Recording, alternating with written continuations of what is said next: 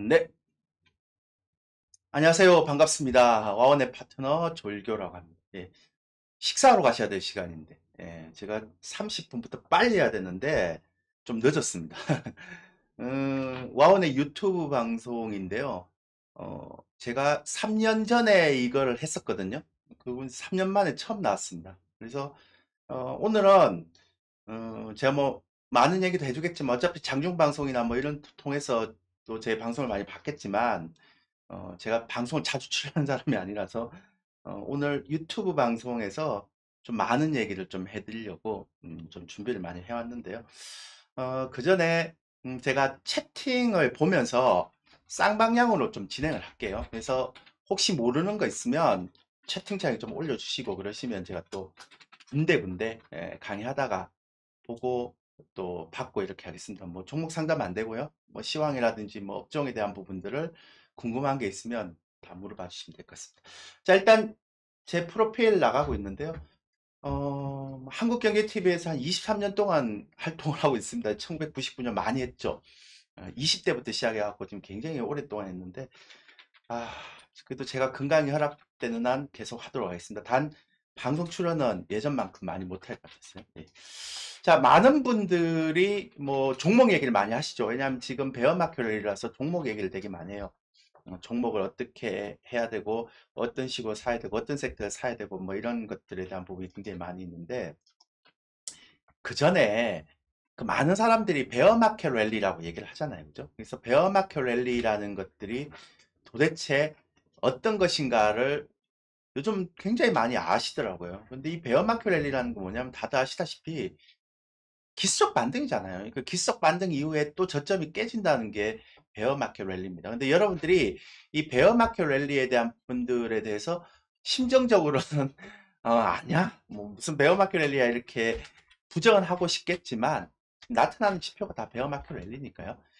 기술적 반등이 나오는 시점에 언제가 이 기술적 반등의 고점인가를 생각하고 염두에 두고 매매를 하셔야지.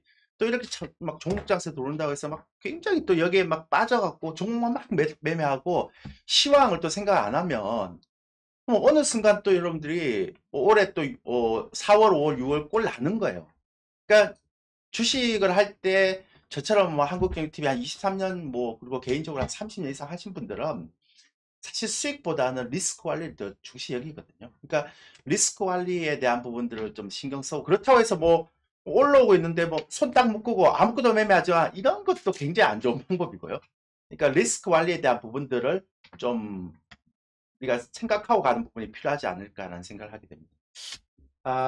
자, 오늘 이제 채팅창 제가 같이 올라왔는데요. 이게 채팅창에 예. 자, 같이 한번 호흡을 하는 차원에서 제 얘기 들리시면 1번 한번 올라와 주세요. 뭐 아니면 인사라도 한번 하고 시작합시다. 벌써 시작했는데 안녕하세요. 반갑습니다. 그래요? 딜레이가 좀 있답니다. 그러니까 인사 올라오면 제가 이렇게 답변하고 그렇게 할게요. 자, 준비한 형태의 이제 차트를 보면서 제가 얘기 드릴게요. 자, 이게 이제 첫 번째 S&P 500의 실질 수익률이라는 건데요. 어, 딜레이가 약간 있네요. 그래서 그 S&P 500의 실질 수익률에 대한 부분인데 이거를 제가 왜 여러분한테 말씀드리는가 하면 지금 예전부터 시작해서 그러니까 1900년도부터 시작해서 지금까지요. 2000년도까지 이게 정말 많은 어려움이 있겠죠. 경제적인 어려움이 있었고 막 굉장히 많은 어려움이 있었을 겁니다. 근데 그때마다 시장이 굉장히 많이 떨어졌었어요. 뭐 예를 든다면 지금 뭐 1차 세계대전도 그랬고요. 대공황도 그랬고 그다음에 뭐 오일 쇼크도 그렇고 그다음에 9.11 때도 그랬고 그다음에 리만 버러 사태 나오는 거죠. 금융위기 때도 그렇고 그리고 2022년도도 그렇고 그렇습니다. 근데 대부분 다 보시면 어떤가 하면 대공황 때도 3년 연속 이렇게 빠졌지만 올해처럼 1년 동안에 단기적으로 빠진 건 최고였죠. 그러니까 1차 세계대전 때도 1년 만에 이렇게 빠지진 않았어요. 여기 보시면 아시겠죠. 근데 이번에는 그거보다 더 많이 빠졌잖아요. 그래서 제가 방송 나서 그 얘기를 드렸죠. 단기적으로 이렇게 많이 빠지는 건 역사적으로 없다. 1900년도부터 지금까지 이렇게 역사적으로 없다. 그렇기 때문에 반드시 기술적 반등이라는 반등이 나온다. 그럼 지금 반등 나오고 있는 거죠. 그러니까 나스닥도 그렇고 S&P도 그렇고. 근데 문제는 이제 요 반등 이후의 시장을 분석하기 위해서 우리가 봐야 되는 형태잖아요. 자, 그러면 두 번째를 보면 아까 얘기 드렸던 것처럼 미국 다우지수와 그러니까 이제 과거에 이제 급락한 이후에 리커버리 타임이라고 보통 얘기하는데 회복하는데 시간이 얼마나 걸리냐. 그러니까 소위에서 지금 베어마켓 랠리라는 기술 반등이 나오고 나면서 그 이후에 시장이 어떻게 되느냐가 이제 굉장히 중요할 거 아니에요. 그죠? 근데 이제 가장 최근으로 들어와서 이 2000년대부터 시작해서 쭉 보면 뭐 리만포르 사태 도 있었고요. 그 다음에 유럽 재정 위기 때도 있었고, 그 다음에 그 이전 올라가면 9.11 테러 때도 있었고 그랬는데 보통은 5년에서 한 6년 정도 걸렸습니다. 일반적으로. 근데 이때의 차이점은 뭐냐면 이때는 지금처럼 인플레이션이 아니었죠. 그러니까 물가가 굉장히 많이 올라가는 형태의 흐름이 아니었답니다. 그리고 디플레이션, 그러니까 물가가 굉장히 낮은 형태의 흐름이었고요. 두 번째는 요즘 우리가 많이 아는 것처럼 페드, 그러니까 우리 파월 아저씨가 있는 페드 연방은행에서 아직은 돈을 굉장히 많이 풀 수 있는 그런 여력이 있었던 시점이었어요. 그렇기 때문에 짧은 기간에 회복이 될 수 있었거든요. 근데 예전에 우리가 보통 얘기하는 뭐 유가 파동이라든지 뭐 아니면 세계 대공황 이까지는 갈 필요는 없지만 가야 될 필요가 있어요. 왜냐하면 그때 상황이랑 물가 상황이 비슷비슷해서 그렇습니다. 근데 그때는 리커버리 타임, 그러니까 회복하는 시간이 25년에서 보통 16년이 걸렸어. 그러면 제가 이런 자료를 보여주면서 대표님 그러면 16년이나 걸립니까? 10년이나 걸립니까? 뭐 그렇게 얘기할 분도 계시는데 그건 아니고요. 왜냐하면 이때는 기술에 대한 막 혁신이라는 게 없었잖아요. 이건 테슬라처럼 전기차 뭐 자율주행 뭐 이런 얘기가 없었고 바이오 제약도 막 신약 이런 게 없었기 때문에 이 정도까지는 걸리지 않을 겁니다. 근데 확실한 건 경기 침체 이후에 그냥 경기 침체에 대한 우려 때문에 떨어진 거는 전고점을 돌파할 때까지 회복 시간이 굉장히 많이 걸린다는 겁니다. 그러면 우리가 예전에 왜 이 얘기를 하느냐? 예전에 막연하게 전고점 뭐 3200, 3300을 돌파할 것이다 라는 생각으로 인해서 그 예전에 우리가 쓰던 방식대로 그렇게 매매를 하게 되면 여러분들 굉장히 힘들어지죠. 그러니까 소에서 그 희망 고문이라고 보통 얘기를 합니다. 그렇게 보시면 되고요. 그 다음에 이제 또 하나 이거 얘기하면 여러분들이 또 저를 막 왜 당신은 부정적으로만 얘기해 막 그렇게 얘기할 수 있는데 이게 부정적인 게 아니고요. 팩트를 알고 대응하면 좋은 거죠. 그러니까 리스크 관리는 굉장히 중요한 겁니다. 그리고 예전에 비해서 시장이 좀 정체돼도요. 돈 벌 수 있는 그 상품이 굉장히 많았어요. 그러니까 제가 처음에 한국경제TV 시작했던 1999년, 2000년, 2001년 이때는요. 주식 아니면 할 게 없었거든요. 근데 지금 ETF도 많고 그러니까 시장의 큰 흐름만 잘 읽어내면 수익 낼 게 너무너무 많았기 때문에 여러분들이 꼭 시장이 떨어진다고 해서 겁낼 일은 아닙니다. 그렇게 하시면 되고요. 요게 이제 ISM 제조 PMI 지수라는 건데요. 어렵죠. 유튜브를 왜 이렇게 어렵게 방송하냐는데 어렵게 방송하는 게 아니라 제가 쉽게 방송을 해드리려고 어려운 자료를 갖고 왔습니다. 자, 그럼 보시면 요게 이제 제조업에 대한 PMI 지수거든요. 근데 50 이하로 떨어지면 경기에 대한 침체. 그 다음에 50 이하에서 한 60까지 위로 올라가면 경기가 좋아지는 부분입니다. 근데 보세요. 1960년대부터 시작해서 지금까지요. 그 40대 초반 중반까지 떨어진 적이 대부분 다 많았어요. 근데 그때마다 이게 대부분 다 이 경기 침체가 왔단 말이에요. 그죠?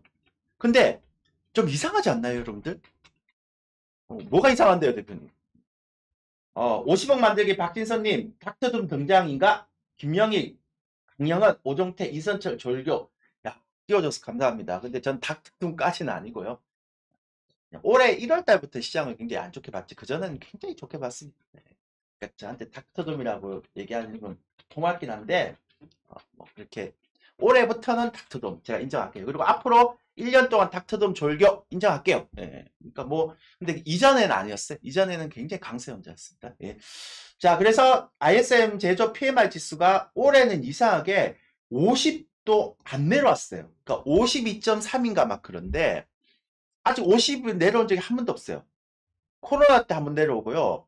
그 다음에 주가가 올라간 이래 50 이하로 내려온 적이 없어요. 그러면 ISM 제조 PMI 지수를 보면 경기 침체 아니잖아요. 그럼 여러분들이 이렇게 궁금해 하실 수 있겠죠. 아니, 경기 침체도 아닌데 왜 주가가 30% 가까이 떨어졌습니까? 예전에는 경기 침체일 때 주가가 30% 떨어졌고 주가가 20, 30% 떨어졌을 때는 대부분 다 ISM 제조업 지수가 40대로 떨어졌는데 왜 이번에는 그러지 않습니까? 질문을 해야죠. 그래야 여러분들이 공부를 제대로 하는 거죠. 그죠? 아, 근데 그 이유를 찾다 보니까요. 제가 하나 발견한 게 있습니다. 왜냐하면 여기에서 페드가 엄청나게 보유 자산을 늘렸어요. 이 얘기는 뭐냐면 코로나 때문에 주가가 떨어지니까 우리 페드 아저씨, 파월 아저씨가 야 이러면 안 되겠다. 큰일 나겠다. 라고 생각해서 막 국채를 막 매입했죠. 모기지하고. 그러니까 돈을 막 풀었어요. 그러니까 돈의 힘으로 막 나스닥이고 국내 증시고 막 3,200까지 날아가 버린 거죠. 그러니까 막 주린이들 나오고 동학개미 나오고 영끌 나오고 막 금리는 싸니까 막 받아갖고 막 올렸거죠. 그러니까 안 그래도 거품이 있는데 자산시장의 거품이 말도 못하게 올라가 버리는 거예요. 그러니까 결국 무슨 얘기인가 하면 지금 이렇게 떨어진 거는 지금 이렇게 6월 달까지 떨어진 거는 이 자산시장의 거품이 이게 빠져서 떨어진 거고 그죠? 그러면 앞으로 우리가 이렇게 쭉 떨어질 수 있는 그 40대까지 떨어지는 거는 이제는 경기 침체 때문에 떨어지는 거일 수도 있다라고 생각합니다. 왜냐하면 거품에 대한 가격은 빠져버렸으니까요. 이렇게 질문을 하실 수가 있을 거예요, 여러분들. 저는 강의하면 30분이 모자란데, 이거. 전부터 한 시간, 2시간 해야 되는데, 시간이 없어요. 제가 12시까지 정해진 거라서. 그래서 어쨌든, 전 재밌게 하거든요. 시장이 부정적이라도. 이걸 이해해야 하면서 가야 되니까. 그러면 여러분들이 생각하겠죠. 그러면 경기 침체 때문에 떨어지는 거라, 그 다음에, 그 거품이 있어서 떨어지는 건 뭐가 다릅니까? 거품이 있어서 떨어지는 거는요, 그 자산 시장의 연착륙, 경착륙 이런 문제이기 때문에 이렇게 떨어졌다가도, 연준이 약간만 통화 정책이 완화되고, 아니면 뭐, 물가가 피크아웃 쳤다 그러면 또 반등을 쫙 해요. 원래 그래요, 그게. 왜냐하면 유동성을 풀어서 올라가고 떨어지고 이랬던 거기 때문에. 근데 경기 침체 때문에 떨어지는 건요, 그렇지 않아요. 그러니까 어느 특정한 구간에서 박스권에 계속 갇혀버리는 형태가 있죠. 쉽게 회복이 안 돼요. 그래서 저는 가장 겁이 나는 건 뭐냐면 주가가 폭락하는 게 겁이 나는 게 아닙니다. 왜? 한국 증시는 굉장히 저평가되어 있기 때문에. 그래서 한국 증시는 되게 저평가되어 있기 때문에 주가가 떨어져 봐야 제가 볼 때는 2100, 2200선이 마지막일 거라고 생각해요. 그럼 뭐가 문제냐? 결론적으로 2100, 2200에서 2500선까지 한 1년 반 동안 묶여버리는 경우가 가장 힘든 거죠. 그게 경기 침체에 따른 지수에 대한 흐름이거든요. 자, 그럼 다음번. 자, 요거 이제 제가 11일 날 기준으로 받는 건데요. 벌써 10년물하고 2년물은 역전이 돼버렸어요. 이거는 옛날부터 역전이 됐고요. 그 다음에 이제 저는 10년물하고 2년물하고 역전될 때는 경기 둔화라고 보통 얘기를 하고요. 그 다음에 제가 강의하다가도 혹시라도 궁금한 게 있으면 채팅창에 올리세요. 저는 제가 한 방향으로 막 강의하는 걸 되게 싫어합니다. 그러니까 여러분들이 질문하면 제가 바로바로 이렇게 시간이 나면 답변해 드릴게요. 아, 오늘 지금 48분인데 저한테 12분밖에 없네. 아, 아깝네. 하죠? 저는 원래 이게 한 시간씩 해야 되는데 유튜브는 쉽습니다. 어쨌든. 근데 어쨌든 10년물하고 2년물 국채금리는 역전이 됐어요. 근데 요거는 우리가 보통 이제 경기 둔화가 있죠. 이제 경기 둔화가 있고 경기 침체가 있는데 경기 침체는 또 두 가지로 나뉩니다. 그러니까 우리 영어를 좀 써서 죄송합니다만 라이트한 거, 우리 라이트하다는 거 약한 거죠. 그 다음에 헤비하다 그러면 좀 무거운 거잖아요. 근데 경기 침체에 헤비한 단계가 들어오려면 요 3개월물 요게 이제 10년물하고 3개월이 마이너스가 나야 돼요. 근데 지금 10년물하고 3개월물이 플러스 0.17까지 떨어졌어요. 그러니까 이번 주에는 0.11까지 떨어졌거든요. 좀 걱정이에요. 왜냐하면 10년물하고 2년물도 이렇게 막 0.6, 0.5 이렇게 하다가 0.1까지 떨어지다가 마이너스 났거든요. 10년물, 3개월물도 지금 계속 그렇게 좁혀지고 있어요. 근데 지금 금리 인상을 9월달 한 번 더 하고 11월달, 12월달 하잖아요. 근데 10년물 국채 금리는 계속 경기가 안 좋기 때문에 얘가 지금 2.75까지 떨어지고 있거든요. 얘는 계속 빠지고 3개월물 같은 건 단기 금리는 시장 금리에 연동하다 보니까 계속 올라갈 수 있잖아요. 그럼 이것도 역전될 수 있다는 거죠. 조만간. 그러면 진짜 경기 침체가 온다는 거죠. 그래서 제가 말씀드리는 거죠. 알센 제조업 지표는 어떻게 보는지 제가 아까 말씀드렸는데요. 모르시면 오늘 저녁에 제가 또 와우넷 한국경제TV 사이트 와우넷 사이트에서 9시에서 10시 반까지 제가 또 온라인 세미나 하거든요. 무료 강연에 그때 자세히 얘기 드릴게요. 그리고 이제 여기서 보시면 이거 참 50분이네 10분밖에 안 남았네. 제가 하다가 안 되면 오늘 저녁 9시에서 10시 30분까지 이제 그때는 1시간 반 동안 한국경제TV 와우넷 사이트 들어오세요. 제가 무방하니까.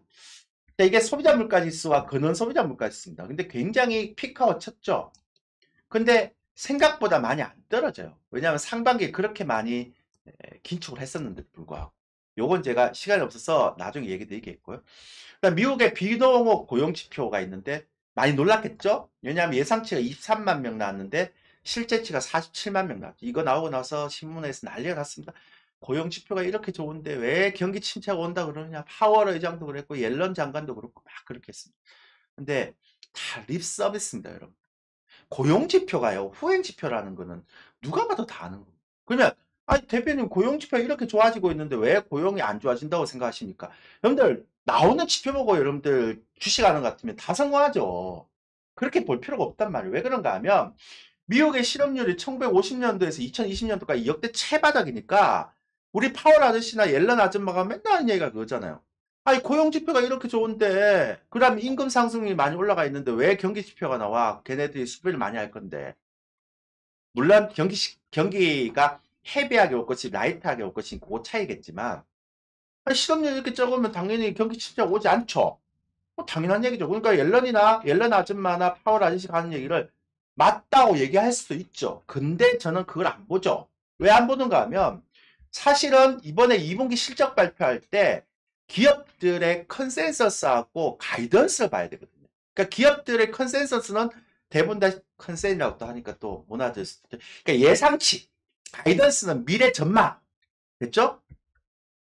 그러니까 컨센은 예상치보다 다 올라왔어요. 그 얘기는 뭐냐면 그 실적을 너무나 낮게 잡은 거죠. 그래서 실적보다 약간 올라오니까 미국 기업이 다 땡겨버리는 거죠. 근데 저는 그런 거 안 봐요. 왜? 벌써 끝난 거거든요. 근데 이제 가이던스를 보니까요. 우버라는 기업이 있는데 우버라는 기업이 딴 거 다 볼 거 없고요. 작년 대비해서 운전자 유입 증가가요. 76%가 증가됐습니다. 그래갖고 물어봤어요. 왜 운전자를 합니까? 안 하다가 이제는 인플레이션도 있고 내가 저축해놓은 돈도 다 썼고 그 다음에 생활고도 있고 이래서 이제 쉽지 않을 것 같다. 그래서 빨리 취업을 해야 되겠다. 그러니까 고용을 하는 사람들이 그냥 정상적인 루트에서 고용을 하는 게 아니에요. 쫓기듯이 고용을 하는 겁니다. 그러면 이렇게 됐을 때 어떤 문제가 생기느냐? 이번에 혹시 여러분들 테슬라도 그렇고요. 테슬라의 인공지능 섹터에서만 엄청나게 지금 감원했죠. 이번에 미국의 기업들 중에 70%가 감원 발표했습니다.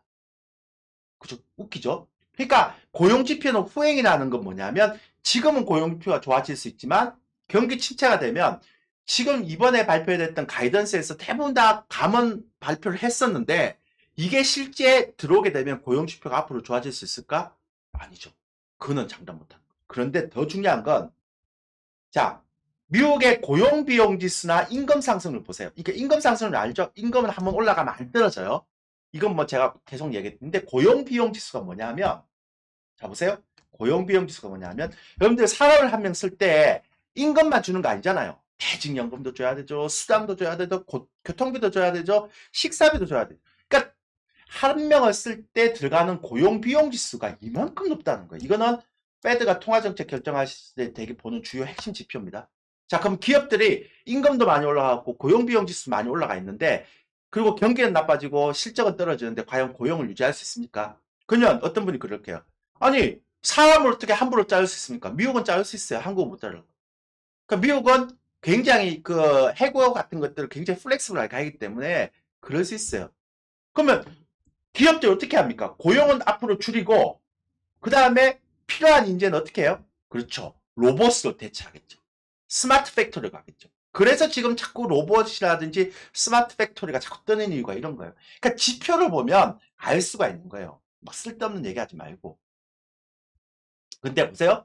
제가 미국의 개인들 소비가 별로, 이 퀄리티가 별로 안 좋다 그랬잖아요. 보시면 미국의 개인 저축률이 계속 떨어져요. 그러니까 예전에 보조금 받았던 것들은 이제 다 쓴 거예요. 점점. 그리고 자산 가격이 떨어지니까 가처분 소득도 엄청나게 떨어졌어요. 그러니까 아까 우버 얘기했잖아요. 우버에 운전자 보여드릴까요? 우버에 운전자 발표했는데 운전자 유입 증가가 작년에 비해서 76% 증가됐어요. 그러니까 좋은 일도 아니고 운전자를. 그러니까 이거는 지금 소비가 굉장히 막 고용 많아져도 이거 후행 지표니까 앞으로 기업들이 고용 다 줄일 수 있고요. 그 다음에 소비가 많아져도 이 소비가 건전한 소비가 아니고 그러니까 정상적인 미국의 소비가 아니라는 거죠. 그것도 어디서 알 수 있느냐? P&G 실적 보면 알 수 있어요. 자, P&G는 뭡니까? 필수 소비재잖아요. 필수 소비재인데 어, 필수 소비재인데요. 잘 보세요. 어, 지금 제가 12시 10분까지 하라는 얘기인가요? 뭐 10분 남았다는 얘기인가요? 잘 모르겠네요. 아, 남았다는 얘기입니다. 그러면 정확하게 12시 5분에 끝납니다.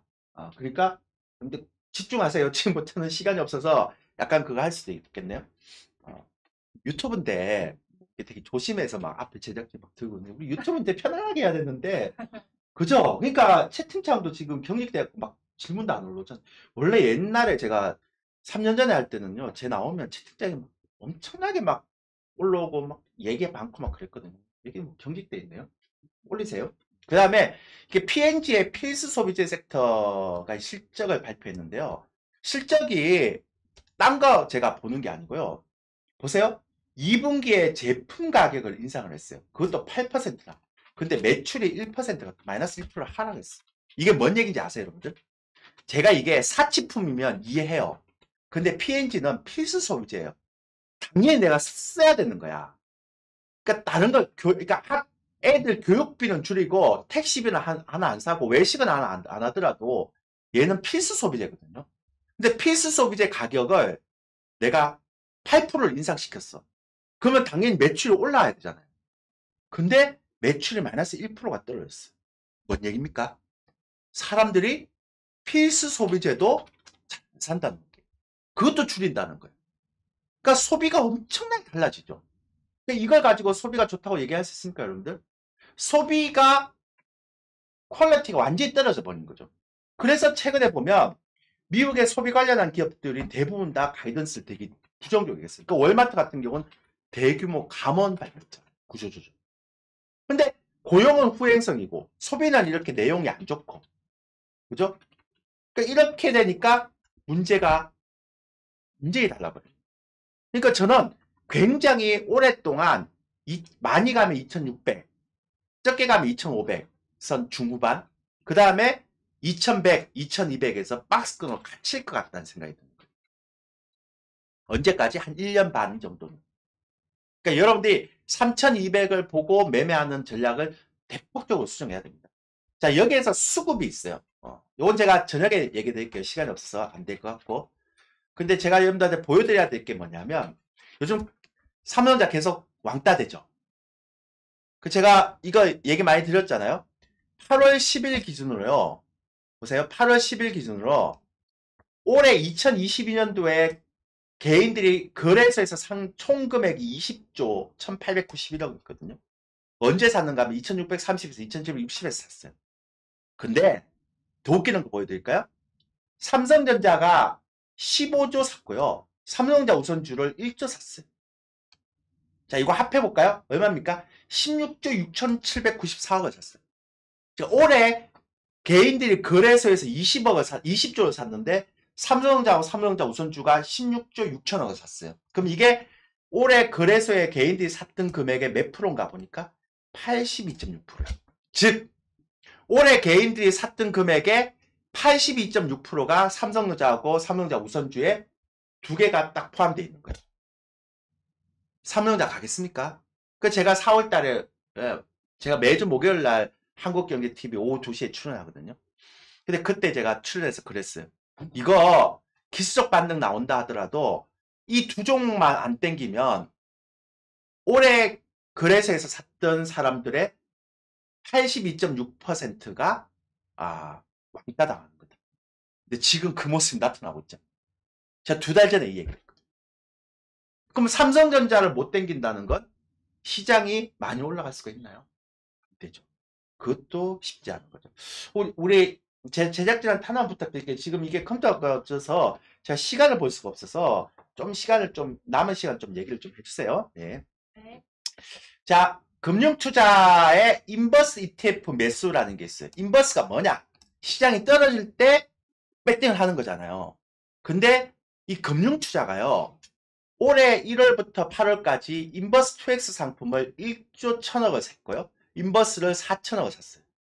그래서 제가 되게 궁금했어요. 얘네들이 시장이 반등이 나오면 얘네들이 1월달부터 샀던 것들을 줄일 수 있을까 없을까에 대한 부분들을 그거 봤는데요. 제가 시계를 하나 갖고 왔을 걸 그랬습니다. 죄송합니다. 근데 어쨌든 근데 6월 달에 누적을 4천억 샀고 143억 샀거든요. 근데 이번에 8월 달에 지수가 반등할 때 제가 유심히 봤어요. 얘네들이 인버스를 줄이나 안 주나 계속 유심히 봤거든요. 전혀 안 줄. 그럼 얘네들이 바보입니까? 그 혹자는 그런 얘기 하더라고요. 어차피 금융투자는 증권사니까 발행하는 거니까 이게 사는 걸 받아줘야 될 LP의 의무가 있다라고 얘기했는데 제가 알아봤거든요. LP의 의무 없어요. 인버스.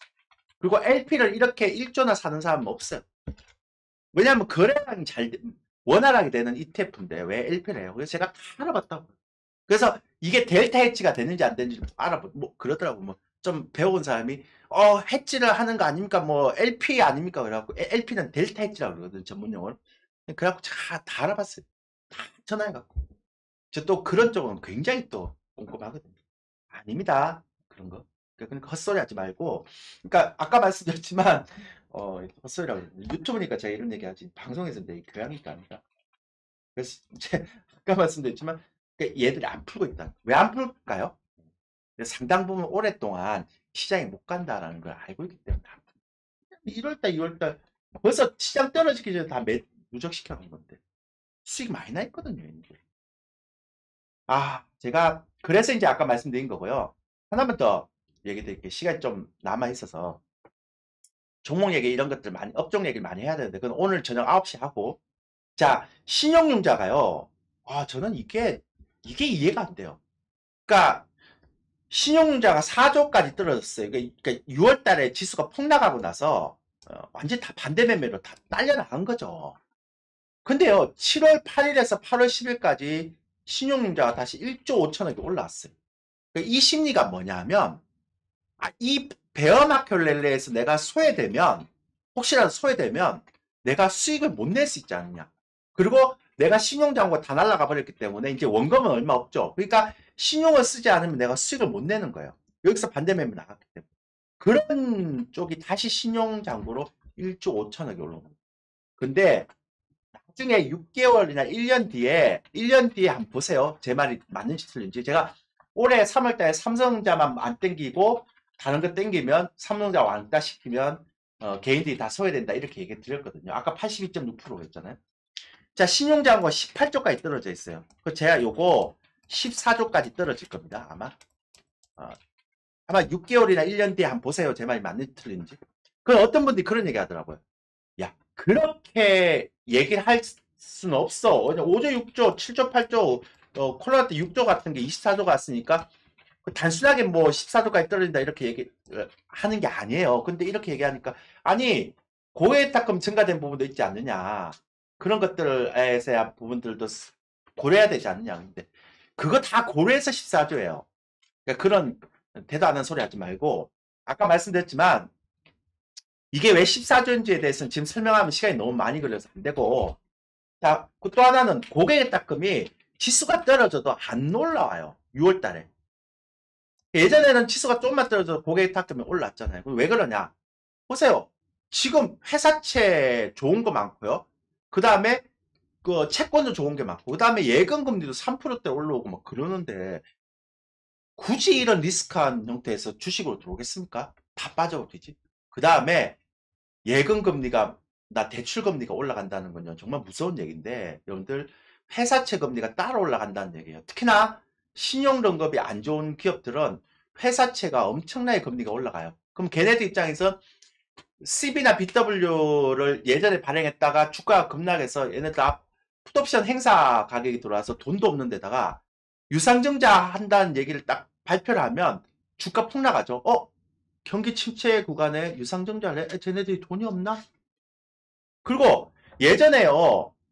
그래도 한 4%, 3%로 회사채 발행했던 게 7%까지 갈 수 있거든요. 그러니까 그럴 수 있는 부분들이 있기 때문에 아까도 말씀드렸던 것처럼 이제는 신용이 안 좋은 기업들, 재무가 안 좋은 기업들 빨리 다 정리하고 교체해야 됩니다. 경기 침체가 와서 만약에 그 회사채 금리 올라가면 굉장히 부담스러울 수 있죠. 자, 제가 시간이 없으니까 여기서 끝내고요. 아까 말씀드렸지만 나머지는 오늘 저녁 9시에서 10시 30분까지 와우넷 사이트에 들어오시면 제가 무방하니까 거기서 얘기하시면 되고요. 그 다음에 제가 졸교TV라는 유튜브에 졸교라고 치면 제 유튜브가 있거든요. 유튜브에 시향을 매일 올려주니까 거기도 가입하시면 될 것 같습니다. 아쉽네요. 간만에 왔는데 저는 여기서 끝내야 될 것 같습니다. 채팅이 컴퓨터가 꺼져버려서 잘 못 봤어요. 지금. 예. 다음에 또 기회가 되면 한 번 더 나오겠지만 언제일지는 장담 못하겠습니다. 여러분들 힘든 장 긍정적인 마인드를 가지고 매매를 힘차게 하시면 좋을 것 같습니다. 저는 이번 주 목요일 날 한국경제TV 2시 30분에 뵐게요. 감사합니다.